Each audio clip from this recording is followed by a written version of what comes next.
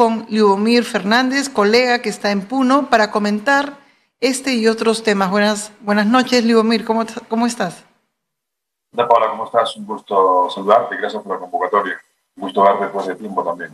Sí, qué gusto verte. Mi primera pregunta es, ¿cómo ha tomado Puno la frase de la presidenta de Puno no es el Perú? Bueno, lo han tomado con mucha indignación. Si la huelga como que daba visos de querer cansarse, los ha fortalecido, ¿no? Sobre todo en las poblaciones aymaras. Las poblaciones aymaras que son poblaciones que están acostumbradas al comercio, que son mucho más capitalistas y liberales que los que se llaman capitalistas, porque son poblaciones que históricamente, primero, han vivido de su esfuerzo, o sea, de su ejercicio libre, en el marco de su libertad. Y segundo, que son poblaciones que han desarrollado la agricultura, la ganadería, primero para el mercado local y segundo para el autoconsumo. De tal manera que a ellos las huelgas no los afecta demasiado porque viven pues de la ganadería, la agricultura, el comercio local. Ahora, la frase de Puno no es el Perú los ha marcado pues definitivamente en un sentido ha fortalecido la percepción de racismo que ellos sentían de la capital hacia el interior del país. Y entonces eso los ha empoderado y el día de hoy en la ciudad de Puno, en la ciudad de Juliaca, hay una masiva movilización de pobladores quechos de Aymaras, tanto en la ciudad de Juliaca y en las principales provincias, que han dicho que la huelga va a continuar, que más bien lo que está trabajando, lo que está haciendo el gobierno es trabajándolos al cansancio. Peor aún en un contexto en el que literalmente lo que ha hecho el gobierno es militarizar Puno. Hoy día han terminado de entrar 100, bueno, yo estimo unos 500 militares, estaban retenidos en la zona alta del distrito de la Araqueria, al sur de Puno, y no los habían retenido no porque no los quieran, lo que pasa es de que ellos sentían que era una provocación, ellos sentían que mientras no hay dinero para auxiliar a pacientes graves de provincias, mientras no hay naves para, digamos, monitorear eh, temas climatológicos etcétera, si hay helicópteros para bombardearlos desde el aire, ¿no? Entonces decían, mientras ellos se sentían muy indignados, ¿no? Entonces ellos los han empoderado, ¿no? Cuéntanos, ¿en qué contexto llega, digamos, el ejército digamos, justo llegar en el mismo día en que la presidenta Boluarte pide una tregua, ver llegar al ejército, qué mensaje está dando y si hay alguna autoridad en Puno militar que les haya explicado esta llegada? No.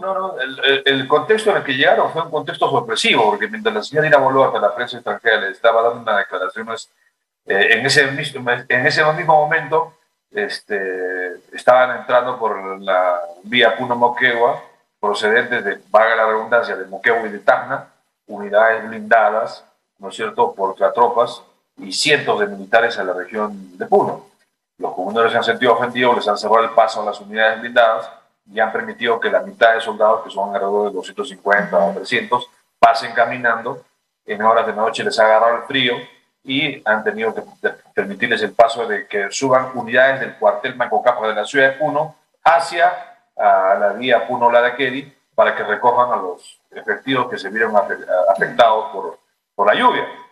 Y se da en ese contexto, se da también en un contexto en que han parado los actos vandálicos en la mayoría de provincias, pero que para el común de la gente hay un propósito de bajarles la moral, amedrentarlos, ¿no? Decirles, mire, estamos acá con militares, ¿no? Pero la posición de las poblaciones de la zona sur de Puno y el norte es pase lo que pase, porque ellos consideran de que 2 semanas de huelga no deben caer en saco roto y tampoco van a, digamos, echar, digamos, más de 15 días en huelga, así nomás por cansancio. Lo que están haciendo ahora es turnarse, hacer turnos para continuar la huelga. Y una de las cosas que ha seguido pasando es que ha seguido muriendo gente. Ayer señalaban que había un joven de 15 años que ha muerto baleado. ¿Eso es verdad? ¿Ha seguido muriendo gente en Puno, Liubomir? Yo entiendo de que ese menor falleció en Cusco, no en Puno, ¿no? Sí, en Cusco, no nació en Puno. Ah, ok. Pero yo te quiero transmitir una explicación de ellos, ¿no? No es mi posición, la explicación de ellos. Hay algo bien característico en las poblaciones aymaras, y es que todo lo que consideran que les afecta, lo debaten. lo debaten ahí en sus reuniones, lo ponen en diálogo. Es increíble verlos cómo pues, se ponen de acuerdo.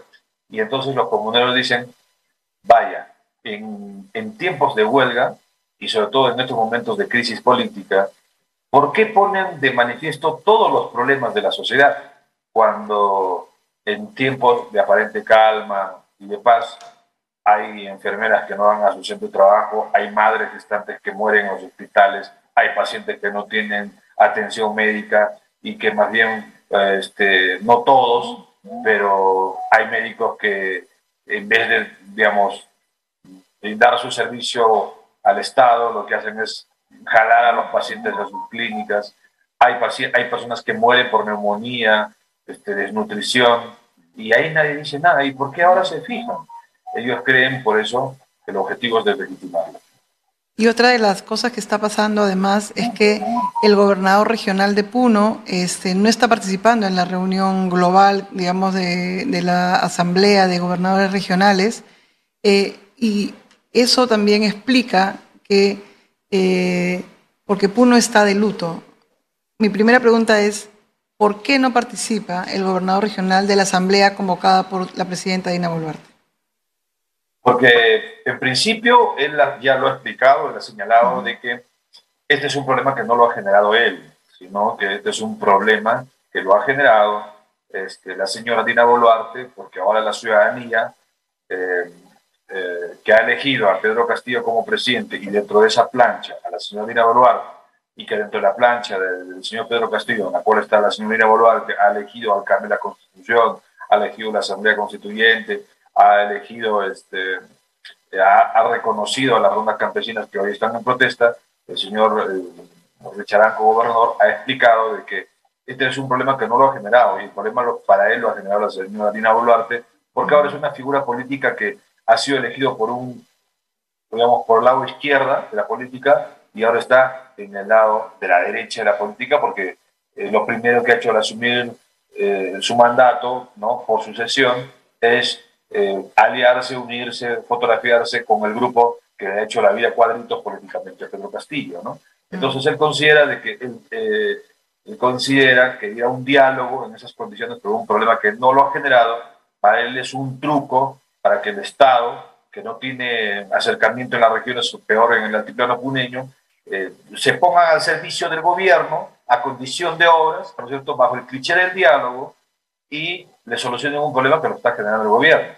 Y él sostiene que en el caso del altiplano el diálogo ya es imposible después de 21 muertos, después de haberlos dicho que las huelgas tenían financiamiento del narcotráfico, la minería ilegal, y lo ha vuelto a recalcar en su última conferencia, y después de haber precisado que prácticamente eran los ponchos rojos que habían ingresado balas artesanales Dum Dum con las que se habían matado a los manifestantes en Juliaca. Él considera de que ya no, pues, en esas condiciones no es posible el diálogo, y él cree que no se va a prestar al juego del gobierno, ¿no es cierto?, para solucionar esos problemas.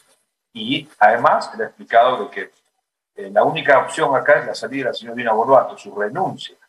Y él cree que si se llevan las elecciones en el 2024, él cree de que lo que está haciendo es fortalecer a la señora Dina Boluarte en la presidencia. Y lo que hace es más atizar.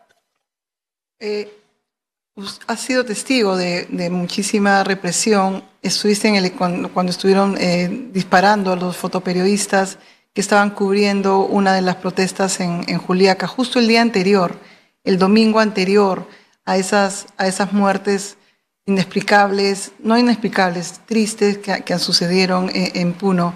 Cuéntanos cómo fueron esos momentos en los cuales estuviste viendo esta represión en la cual la policía esparció fuego por doquier.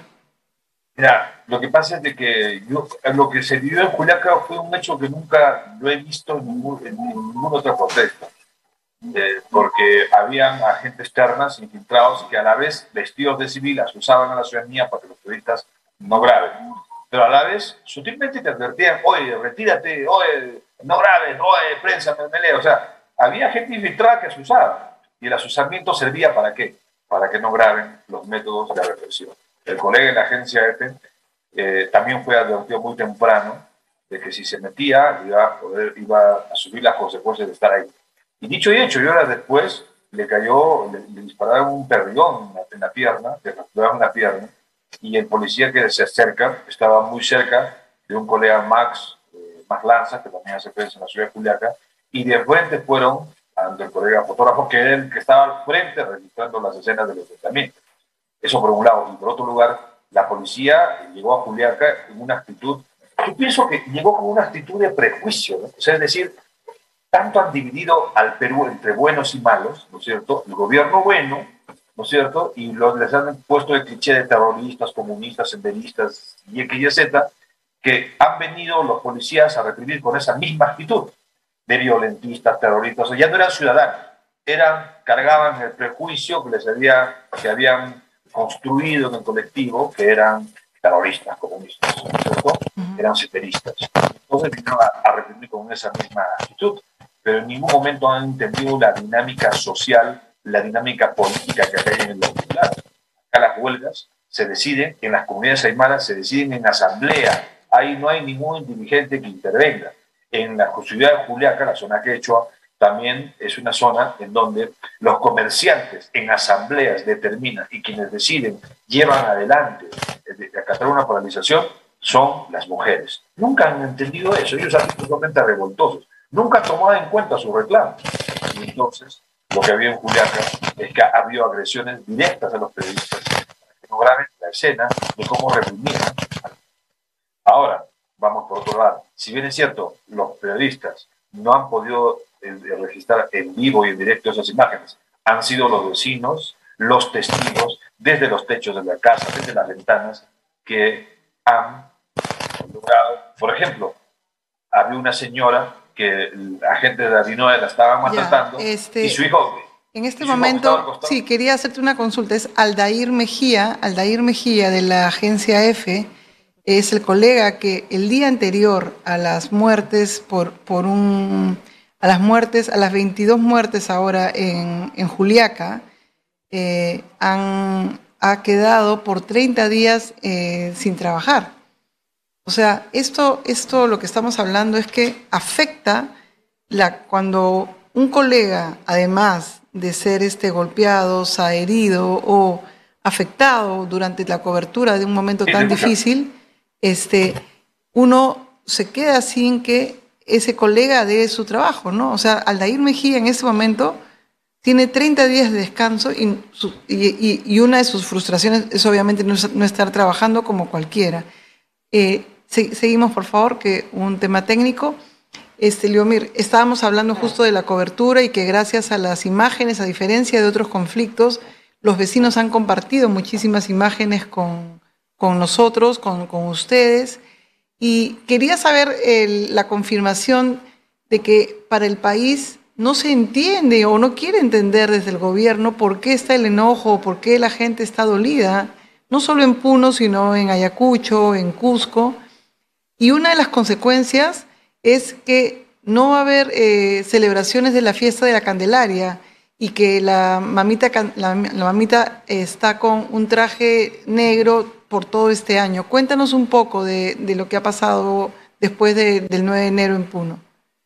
Lo que pasa es que los conjuntos de carnavales de la ciudad de Juliaca, como es ahí donde se ha registrado el mayor número de víctimas, 18, 12, uno en Lave, 12 en Macusani, todos en la zona norte, decidieron que no van a llevar a cabo los carnavales y el día de mañana van a tomar lo propio en la ciudad de Puno, la fiesta de la Candelaria. ¿Qué? En duelo, porque en Puno más bien querían partir. ¿Y quién quería partir? Ese señor Otárola y la señora Dina Boluarte. Porque la señora Dina Boluarte dice, ya se viene la mamita Candelaria, hay que bailar, hay que festejar, la vida tiene que continuar. Y entonces la ciudadanía lo tomaba mal y como está pasando en muchas cosas, donde en cualquier tema que habla la señora Dina Boluarte genera pues desazón. Entonces lo que pasaba es que en estos momentos la Virgen de la Candelaria ha sido vestida de negro porque ha sido vestida de negro porque está en duelo para la iglesia y porque para el gobierno que se lleva a cabo esta fiesta tiene un propósito de partir, dividir, ¿no es cierto? Porque en estos momentos Puno es una de las regiones que está haciendo fuerte resistencia por la renuncia de Dina Boluarte. Y entonces ya los conjuntos de danzas autóctonos y de luces han dicho, no vamos a bailar, menos porque lo diga el señor Otárola y menos porque lo diga la señora Dina Boluarte. Nosotros vamos a tomar nuestra propia determinación y el acuerdo a todas luces va a ser la cancelación de la fiesta candelaria hasta el 2024, como ya lo han hecho en otras provincias, en Ayavini, ya lo han hecho en Juliaca, los carnavales no hay, hay otra actividad cultural que se llama las cabras de San Sebastián, tampoco hay, y lo que se prevé es que la fiesta candelaria tampoco va a haber. Y eso significa de que la ciudadanía aquí va a seguir protestando. Aprovecho que estoy con un colega periodista para comentar que hoy se han cumplido 40 años de la muerte de 8 colegas en Uchurajay. Tenemos una declaración de una de las familias, la viuda de Félix Gavilán, Eudocia Reynoso, gracias a nuestra colega Joana Hualpa, enviada especial a Uchurajay. Vamos con el video, por favor. Informando para Nativa nos conecta. En estos momentos me encuentro con la señora Eudocia de Gavilán, esposa del fallecido periodista Félix Gavilán. ¿Cómo está, señora Eudocia?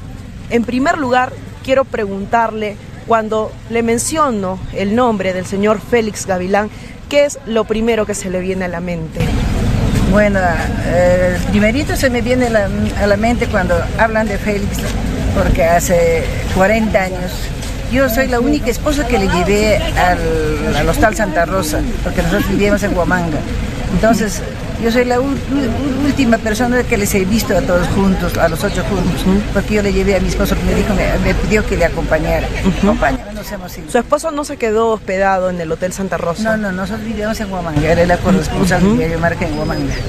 Entonces, llegamos a la esquina del Jirón Lima del Hostal Santa Rosa, me abrazó, me besó. Me puse a llorar con todo sentimiento. Entonces él me dice, pero si cuando he ido a Europa no has llorado, ¿por qué lloras ahora? Y ese es el recuerdo, cuando paso, hoy día lloré, llegué a la esquina que hace 40 años nos hemos despedido. Es que tenía un mal presentimiento, ¿no? Hace 40 años me late esa esquina. Ahorita hoy día he amanecido un poquito mal pensando en los 40 años. Decir estar sin él hace 40 años me da una gran pena, me siento sola, a pesar que no estoy sola, estoy con mis hijos, pero necesito a mi pareja, necesito amor de siempre, a mi amor de siempre, que es Félix, entonces le extraño mucho. Claro. Ahora, han pasado 40 años, como usted ha mencionado, desde el asesinato del periodista Félix Gavilán, pero queremos saber qué tanto ha cambiado su estilo de vida desde ese entonces. Sabemos de que usted ya también es una mujer bastante empoderada, hasta ha escrito un libro. Sí. Bueno, yo hace 40 años, y ya pasaron los 40 años, yo, como les digo, no quisiera hablar también, pero he sufrido demasiado. Me quedé con 3 niños pequeños. Seguimos con nuestro colega Leomir Fernández, quien nos está contando la situación convulsa en Puno, como vivimos una situación convulsa en Lima, y lo que hace es, estamos evaluando, digamos, revisando datos, y otro de los datos que quería confirmar con él es el gobernador regional, Richard Janco, ha señalado que la presidenta Boluarte miente sistemáticamente cuando habla de las causas de la protesta, sobre todo tú que estás ahorita en Puno, ponchos rojos, narcotraficantes, minería ilegal. ¿Qué está detrás y por qué la gente protesta? ¿Protestan por eso o por qué está protestando la gente desde que inició el gobierno de Dina Boluarte? Bueno, la gente está protestando en concreto por la renuncia de Dina Boluarte. ¿Cómo tomó cuerpo la huelga? Toma cuerpo a raíz de que, en solidaridad por las muertes registradas en Ayacucho y en Andahuaylas, porque percibieron desde el altiplano una hipocresía, ¿no?, de la clase política nacional y de algunos medios nacionales, que cuando murieron Inti y Brian, hubo un medio, no todos los periodistas, pero hubieron periodistas y políticos, entre ellos Dina Boluarte, que indignados se pronunciaron y auspiciaron, promovieron, o por lo menos sentaron posición por la renuncia del señor Merino. Y hoy, después de 10 muertos iniciales que había en Ayacucho y otros, no hubo nada. Y después hubo una primera etapa, hubo una tregua por ser fiestas de Navidad, Año Nuevo. La huelga retoma el 4 con mayor contundencia y 5 días después uno vive la masacre y eso fue la gota que rebasó el vaso. La gota que rebasó el vaso es de que hubo muertes nunca antes vistas en Puno. O sea, en ninguna etapa de la historia de Puno se ha registrado tantas muertes en un contexto de carácter político. Y esto es lo que en estos momentos la ciudadanía no le perdona a Dina Boluarte. Y la posición es unánime, es ir a por la renuncia de Dina Boluarte. Ahora, yo también entiendo políticamente que el objetivo es deslegitimarlo, ¿no? Salió a decir la señora Dina Boluarte que ya hay, digamos, exámenes de necropsia que han muerto por impacto de AKM, pero lo que ella dice es de que ellos han muerto por balas artesanales de Undú que vinieron de Bolivia. Evidentemente, pues, el objetivo es deslegitimarlos. Yo pienso que ahí nace con tino una pregunta de los comuneros y los manifestantes. Si bien es cierto que hay armas que la policía formalmente no tiene autorizada su uso, ¿quién garantiza que realmente se usen las armas autorizadas y no otras? Porque no olvidemos que en el caso de Inti y Brian, las protestas que hubo en ese entonces, en el 2020, en noviembre, también habían disparos de frente de olas, de canicas, ¿no es cierto? Eso no están prescritas en el manual de actuar de la policía, pero se han disparado. Por ejemplo, ¿no? Sí, además quisiera recordar contigo la fuerza de la comunidad, digamos, del empuje comercial en Lima de los puneños. O sea, Gamarra es parte, digamos, es clave el papel de las comunidades, es clave en el centro musical de las ferias del Titicaca. Digamos, cuenta, por favor, ¿cuál es digamos, el papel en lo que es ahora esta capital de 10 millones de personas de Puno y el aporte a esta capital y al país? Bueno, yo te diría que la señora Dina Boluarte comete el error de decir de que Puno no es el Perú. Probablemente sí y probablemente no. Pero me parece que debería recordar que puneños están en todo el sur del país y en la capital. Si hablamos culturalmente, tú lo has dicho, Villa del Titicaca es un centro de espectáculos bien estilizado, pero a partir de la cultura de Puno, ¿no es cierto? En Gamarra, Unicachi, el 99% son emprendedores puneños y que cada cierto tiempo vienen aquí, a Puno. Aquí el altiplano tiene, digamos, si hay algo que lo que se caracteriza el altiplano es haber conquistado Tacna. El 99% de Tacna son puneños de la zona sur de Puno, Aymaras, Moquegua, Arequipa, Cusco, de tal manera que haber ninguneado de la forma que lo ha hecho ha exacerbado demasiado. Pero también hay que recordar dos cosas, que así como la señora Dina Boluarte llama a los puneños que son vándalos, violentistas, hay que hacerle recordar que los quesos que se venden en Plaza B y los grandes supermercados de Lima vienen de las manos del hombre del campo que están aquí en Puno. Que aquí en el altiplano puneño está el lago Titicaca navegable más alto del mundo, ¿no? Que aquí en el altiplano puneño está el mejor café del mundo. Aquí tenemos a Wilson Zucaticona, tenemos a Raúl Mamani y otros. También hay que recordarle a la señora Dina Boluarte que aquí en el altiplano el señor José María Arguedas dijo que es la capital del folclore peruano. Y hay que recordar también que en la historia política del país fueron puneños que fueron a pelearse en la guerra, en varias etapas de los conflictos del país, la historia del país. Entonces, ningunear al puneño, yo pienso que en esta coyuntura lo único que hace es generar más dolor, más brecha, y sobre todo seguir en esa narrativa, ¿no?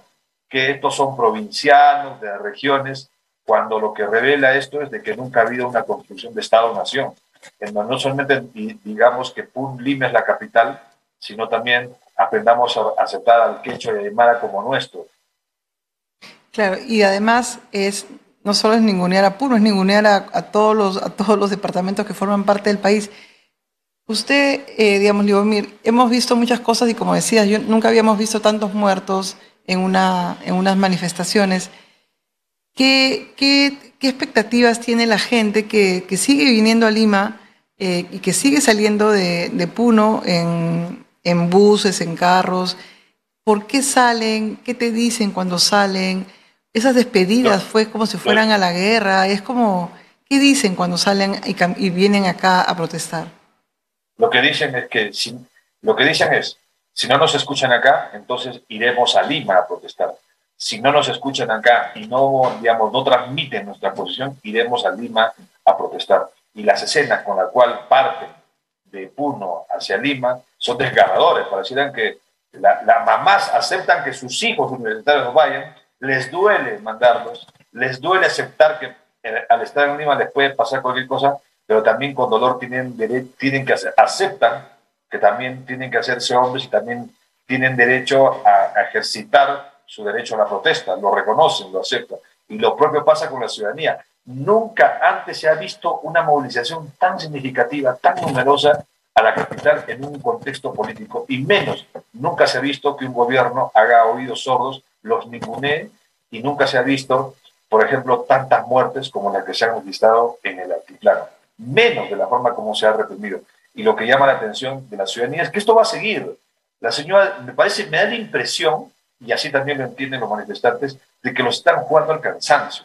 Y lo que no se dan cuenta es que el hombre del altiplano ha sabido dominar las peores condiciones climatológicas. El hombre del campo ha sabido dominar las cumbres en donde siembra papa, ha sabido dominar el clima cuando sabe cuándo llueve y cuándo no. Y que quieran trabajar al cansancio solamente es ganar tiempo para ellos. Porque esta huelga va a seguir. Esta huelga va a seguir porque ese es el acuerdo. Y digo que lo va a seguir porque en las comunidades aymaras o en las organizaciones aymaras, cuando la mujer toma determinación, tras ellas hay esposo, hijos, hijas, familia, y todos están ahí. Cuando toman las organizaciones o comerciantes, toman una determinación, están todos, porque ellos son conscientes de que si ellos no salen a vender, la gente no se abastece, y a la vez no le informan indirectamente el por qué están en su huelga. Entonces, si los comerciantes no salen a trabajar, que es una fuerza económica que te provee bienes y servicios, pero que a la vez la ciudadanía se pregunta por qué están en protesta, entonces, digamos, la brecha de indignación crece, ¿no es cierto? Crece la ola del por qué están en las calles. Y eso es lo que está pasando en Juliaca. Eso es lo que está pasando en este momento en Juliaca. Liudmir Fernández, periodista de la República en Puno, estuvo con nosotros en Nativa a Fondo. Muchísimas gracias y que vengan mejores tiempos para el país. Hasta la próxima. Muchas gracias, Pablo, y gracias por la convocatoria. Solamente decir de que en estos tiempos en donde las posiciones están un poco crispadas, solamente decir que aquí nació el imperio, de aquí nació el imperio incaico, aquí en el altiplano. Y no hay nada más bonito que ser orgulloso de su tierra, ser puneño, piurano, arequipeño, cusqueño, ¿no? Porque finalmente todos somos parte de este país y a todos nos alumbra el mismo sol, respiramos el mismo aire, el mismo oxígeno, ¿no es cierto? Y entonces una señora presidenta de las características que tenemos ahora no nos puede dividir entre peruanos. Y cuando quieras, bienvenida a Puno siempre, Paola. Sí, te vamos a decir cuando vamos a... Muchas gracias. Hasta la próxima.